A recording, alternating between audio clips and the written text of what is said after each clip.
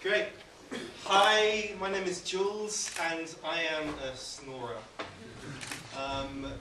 This didn't really bother me, because after all, I couldn't hear my snoring.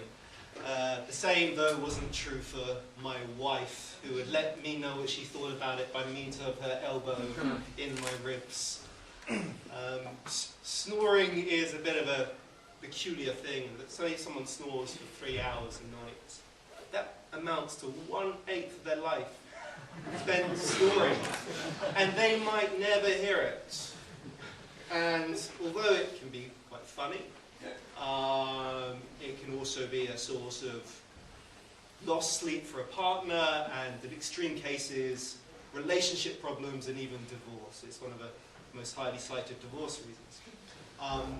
But what's more, it can also be an indicator of a potentially serious sleep disorder called obstructive sleep apnea, in which the airways get restricted and people basically can't breathe, and someone who has this might stop breathing 30 or more times an hour. And it's linked to all kinds of not very nice things, such as extreme sleepiness during the daytimes and a 30% higher risk of heart attacks and even early death. It's really not a nice thing, and snoring is a key symptom of it. And this isn't even a rare condition. Sleep apnea affects an estimated 1 in 15 people in America, and many, if not most of them, don't know they have it. But going back to our bedroom and being told I snored, I'm a kind of a stubborn and a scientifically minded individual, so I wasn't just going to take my wife's word for it. I wanted to hear it and understand it for myself. And so in the Weird Modern World, I took on my phone and thought, surely, there's an app for that. And looked, and there were a few snoring apps. But they weren't really very good. There were things you had to kind of calibrate yourself, which I couldn't even manage to do. It would record 8 hours your entire night, so you'd hear kind of every duvet noise, and you'd have to look through this thing yourself. And there was nothing which would quantify it. Would just do a simple measure of how bad is your snoring, and even potentially why you snore, and what you can do to reduce it. And as I was looking at these not very good apps, I could envisage something much better, which, like the quantified self things, would allow you to track your snoring through time and to be able to test if certain things affected your snoring. So if you bought any snoring remedies or drank some alcohol, you could see how that would affect your snoring.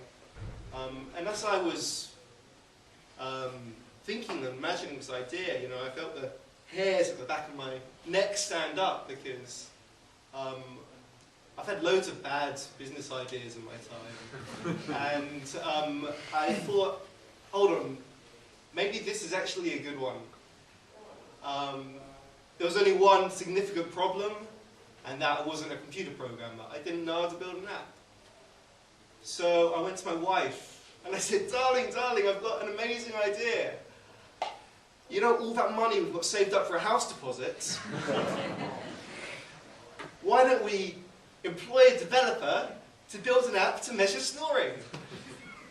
And my wife said, no.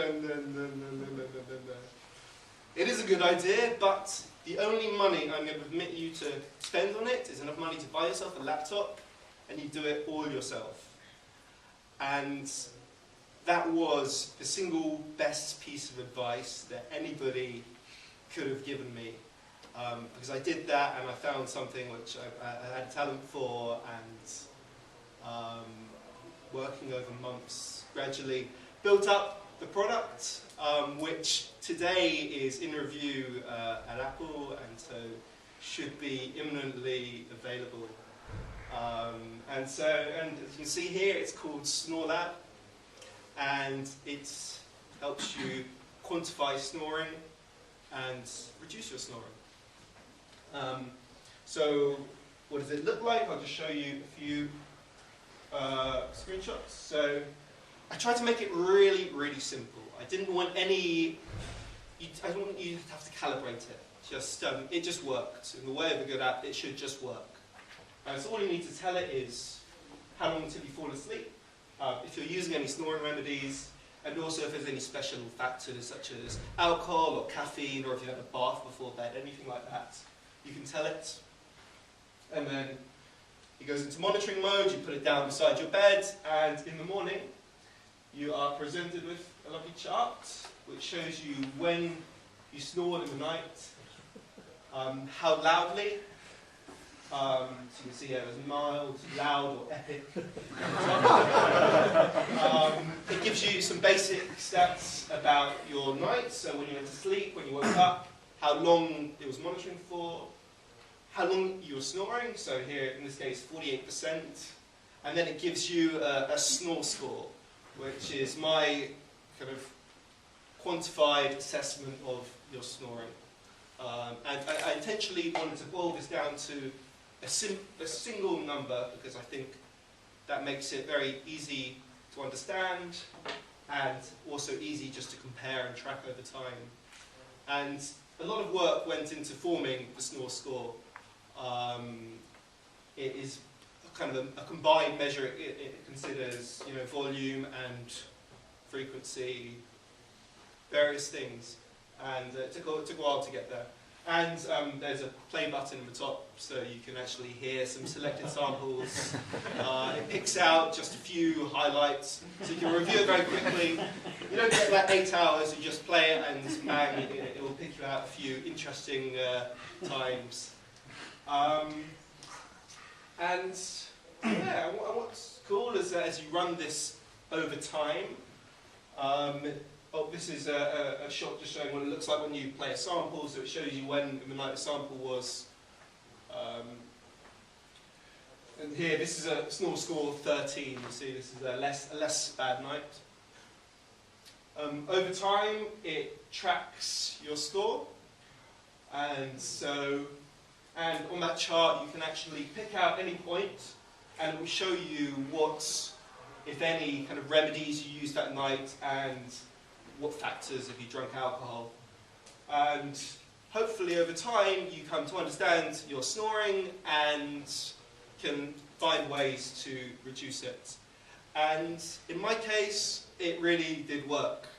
I could hear immediately what my wife had told me, but then when you hear it, it becomes very true. But in my case, there's lots of different possible reasons why people snore. It can be from the nose, it can be from the breathing through the mouth, it can be linked to apnea. In my case, it was very clearly from my nose. It just, it was quite excruciating hearing some of those early samples. It sounded like, a cat being strangled or something not very nice. But realizing that there was some problem with the nose, I did try various remedies and ways to try and reduce my snoring, and I found stuff which really worked. First things I tried were some kind of nasal sprays, which just to kind of decongest the nose. They were okay, but didn't really solve the problem. Also tried something called a neti pot, which is also a way of just basically rinsing your nose to get rid of any congestion. What worked best for me was these things called nasal strips, little plasters which go over your nose and basically stop the nostrils from collapsing. Some people have collapsing nostrils and that can cause snoring. And very clearly, these helped me. And also you can see factors. So, for example, alcohol generally makes snoring worse, or makes certain kinds of snoring very substantially worse. And also I found, interestingly, that just a shower or a bath before bed, I think all the hot, just the steam, also really helped to reduce my snoring. And so I feel that through going through this process and through using the app, I have basically come to understand my snoring, and it's much less bad and know what to do to reduce it. So yeah, that's SnoreLab, and hopefully it is imminently available in the App Store. Thank you.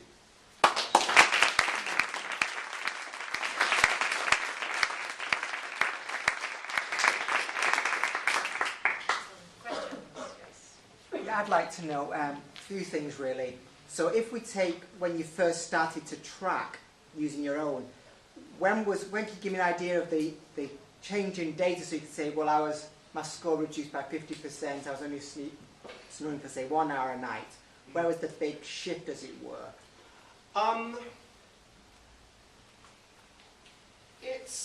What I found is that there was actually some variation with whatever thing you did, but generally, on average, using the products which I came to later really helped. So the nasal strips only actually tried towards the end, and those really were very effective for me. So can you make a claim for the product? So in other words, if you've given it to somebody and say, well, generally you're going to be reducing the amount of time snoring by 50% within Well, no. 2 months. I'll tell you what, I could potentially. What is also very interesting is that behind the scenes there is some more interesting data. I don't present it all to the users, but there are different kinds of snoring, and different products will work for different people. And it's not there in version 1, but I'm quite confident that I can get signs in the audio data of why it is someone snoring.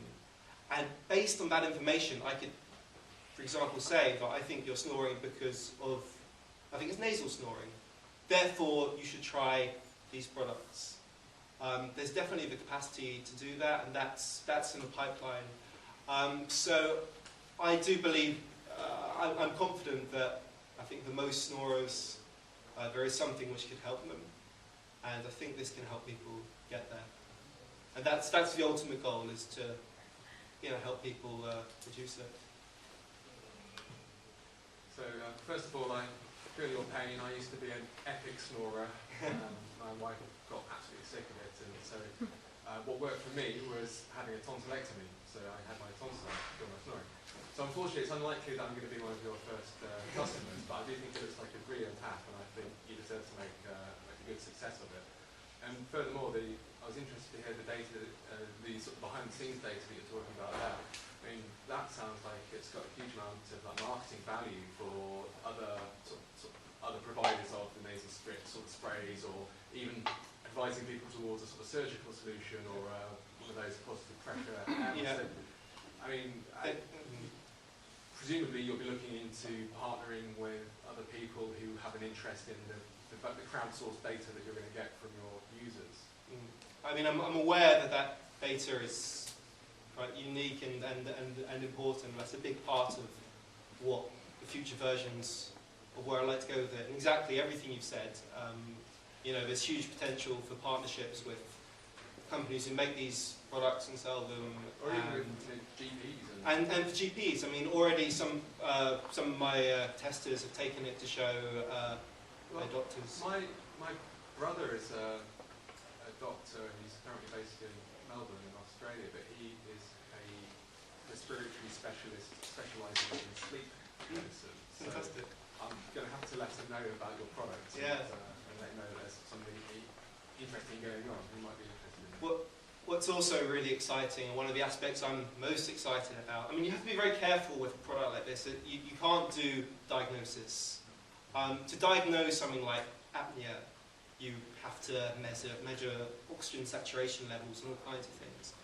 But I am quite confident that this has the potential to be able to pick up the audio signals as to whether somebody has apnea. That again is down the line, but I think... Have you filed any patent applications for that sort of thing? I haven't. I'm... They're late now.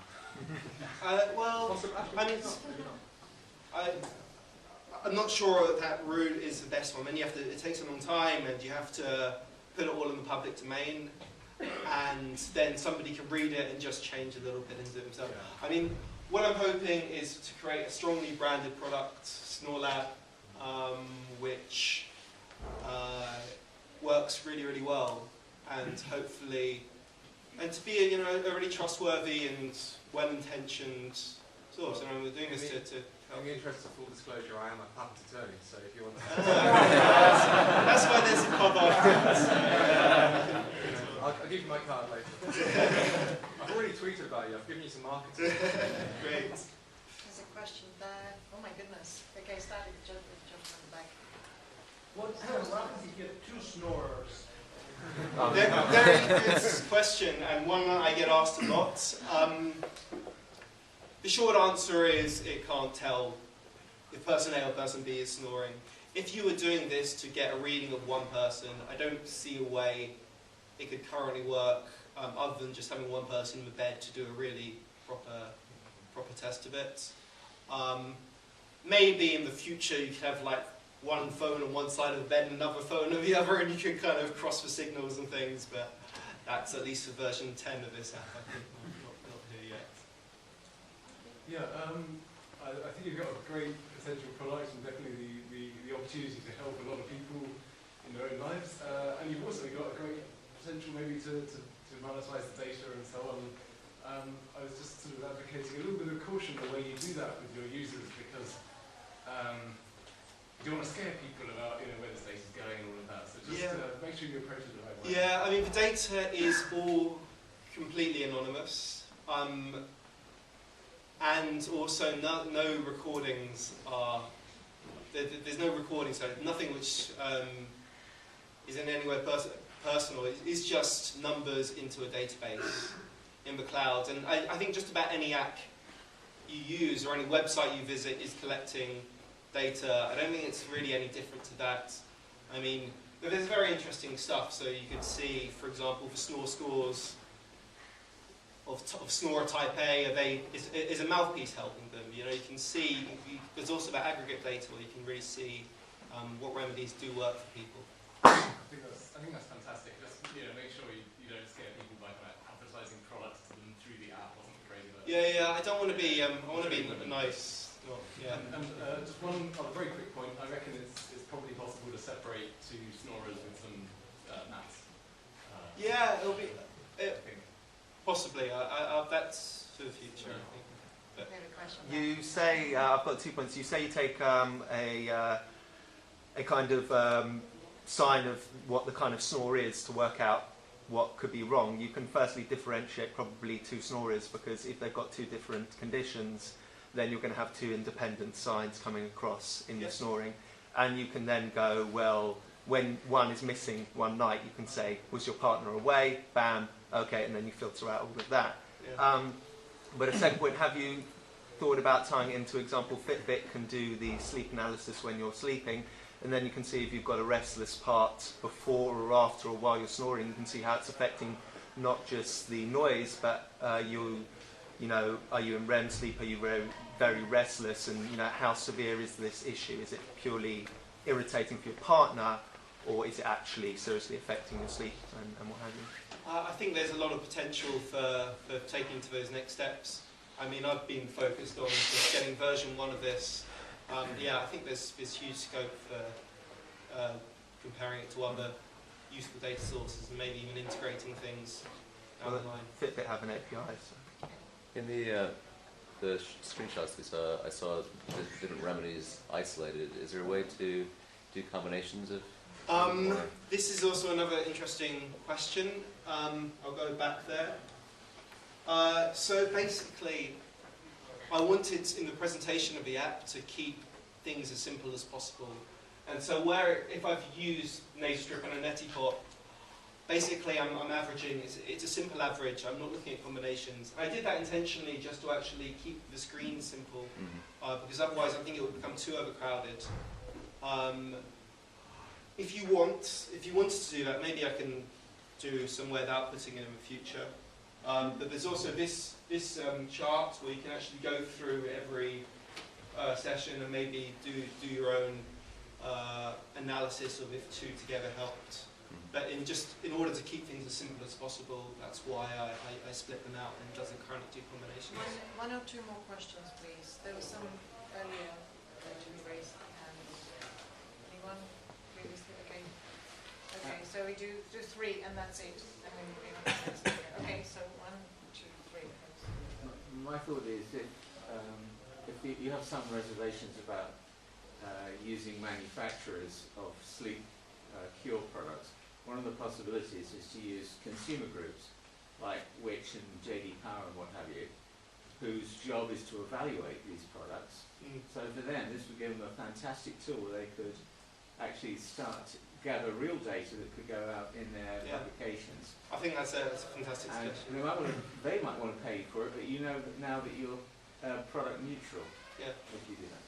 Okay, next question. There was somebody there, yeah? All right, so I was just wondering whether you considered adding a social aspect to this. It sometimes helps show that people are not alone in snoring. Maybe they're the top 10% of London snorers, or maybe they're...